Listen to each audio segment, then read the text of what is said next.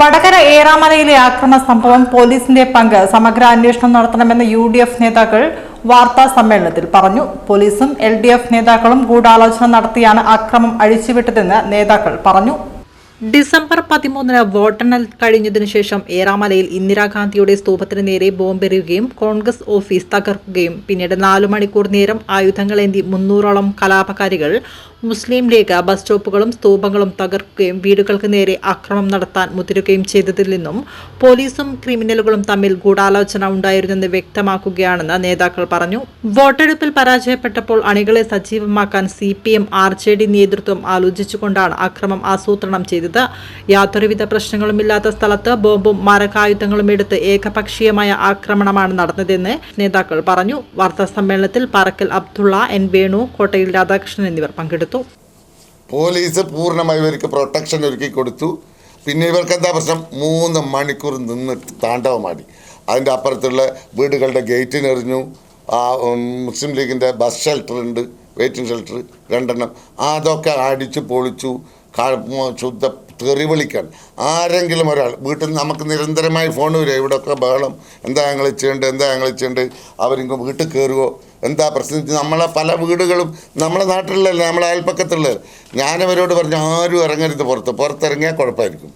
ഒരു വൈകാരികത ഇപ്പം കാണിക്കണ്ട. കാരണം ഇറങ്ങിയാൽ ഇവർ തല്ലുന്ന മാത്രമല്ല കൊല്ലും. എന്തോ ഒരു പ്ലാൻ ചെയ്താണിത് വന്നത്. അങ്ങനെ ഞാൻ നിരന്തരം DYSPയെ വിളിച്ചു, SP വിളിച്ചു, CIയെ വിളിച്ചു, ആരും ഫോൺ എടുത്തില്ല. അവസാനം എല്ലാം കഴിഞ്ഞ് 11:50 ആയപ്പോൾ പിന്നെ പോലീസ് വരിക, DYSP വരികയാണ്, CI വരിക. ഞാൻ പറഞ്ഞു ഇങ്ങ് കയറണ്ട, നിങ്ങൾ പോലീസാണെന്ന് ഞാൻ വിശ്വസിക്കുന്നില്ല. കുറച്ച് പോലീസ്, നിങ്ങൾ പോലീസാണെന്ന് ഞാൻ വിശ്വസിക്കുന്നില്ല. പോലീസിൻ്റെ യൂണിഫോം ഇട്ട് വന്ന CPMകാരാണിത്. അതുകൊണ്ട് ഇങ്ങ് വീട്ടിൽ കയറരുത്, ഗേറ്റിൽ കയറരുത് എന്ന് പോലും പറയേണ്ടി വരുന്ന അത്രയും ഭീകരമായ ഒരു അവസ്ഥ. ഇനി അത് ചെയ്യുന്നതാരാ? ഒന്ന് സന്തോഷം, നിങ്ങൾ കണ്ടിട്ട് കാണിച്ചു തന്നില്ല, ഒന്ന് മനയത്തി യന്ത്രം. അതാണ് അതിൻ്റെ ഏറ്റവും വലിയ ഗൗരവം. ഈ ക്രിമിനലുകൾക്ക് നേതൃത്വം കൊടുക്കുന്നതും ഒത്താശ ചെയ്യുന്നതും അവരെ കൊണ്ട് ഇതിനൊക്കെ പ്രേരിപ്പിക്കുന്നതും പോലീസിനെ നിർവീര്യമാക്കുന്നതും മനയത്തി ചന്ദ്രനും ഈ സന്തോഷം ചേർന്നാണ് എന്നുള്ളതാണ് ഇതിൽ ഏറ്റവും ഞെട്ടിക്കുന്നത്. ഞങ്ങളൊക്കെ അത്ഭുതപ്പെട്ടു പോയി. കാരണം സർവകക്ഷി യോഗം RJ വിളിച്ചെത്ത ആ യോഗത്തിൽ പോലും ഇവരുടെ ഭാഗം ന്യായീകരിക്കാൻ അവർ കഴിയുന്നില്ല, ഒന്നും പറയാൻ കഴിയുന്നില്ല. അവർ ആകെ ഉദ്ദേശിക്കുന്നത് ടാർഗറ്റ് ചെയ്യുന്നത് പാറക്കൽ അബ്ദുള്ളയെ ടാർഗറ്റ് ചെയ്യാണ്. അതിന് വേറെ ലക്ഷ്യമുണ്ട്. കാരണം അബദ്ധത്തിൽ പാറക്കൽ അബ്ദുള്ള മുന്നേ അവിടെ തെരഞ്ഞെടുപ്പിൽ ലതികയെ തോൽപ്പിച്ചെന്നതാണ് പ്രശ്നം. അന്ന് മുതൽ പാറക്കൽ അബ്ദുള്ളയെ ടാർഗറ്റ് ചെയ്യാണ്. ആ ടാർഗറ്റ് ചെയ്യുന്നത് ഇതിലുണ്ട്. കാരണം പാറക്കൽ അബ്ദുള്ള ഒന്നും ചെയ്തിട്ടില്ലല്ലോ. പാറക്കൽ അബ്ദുള്ള എല്ലാവരും ഇന്ദിരാഗാന്ധി സ്തൂപത്തിന് പോകാൻ പറഞ്ഞത്, പാറക്കൽ അബ്ദുള്ള എല്ലാവരും പിന്നെ അവിടെ കലാപുണ്ടാക്കിയത്. പക്ഷെ ബോധപൂർവം ഉണ്ടാകുന്നതിന് 2 ഉദ്ദേശമുണ്ട്. ഒന്ന്, അല്പം വർഗീയമായിട്ടുള്ള ഇടപെടൽ ഉണ്ടാക്കാൻ വേണ്ടി ബോധപൂർവ്വം CPM ശ്രമിക്കുകയാണ്. അതുകൊണ്ടാണ് പാറക്കൽ അബ്ദുള്ളയെ ടാർഗറ്റ് ചെയ്യുന്നത്.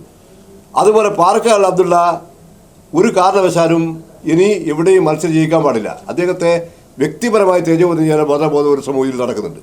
ഈ കോൺഗ്രസ് ഓഫീസ് അടിച്ചു പൊളിച്ചതിന് ശേഷം ഈ അക്രമകാരികൾ പിരിഞ്ഞു പോയിട്ടില്ല.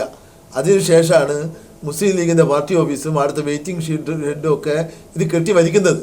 ഈ 2 നേതാക്കന്മാരുടെ സാന്നിധ്യം അവിടെ ഉണ്ടായിരുന്നെങ്കിൽ, അവരെ പിരിച്ചു വിടുമായിരുന്നെങ്കിൽ അതിനുശേഷം ഈ 3 മണിക്കൂർ നേരം ആ റോഡിനൊരു സംഹാര താണ്ഡവമുണ്ടാവില്ല. അപ്പം നേതാക്കന്മാർ ഇവരെ പിരിച്ചു വിട്ടിട്ടില്ല.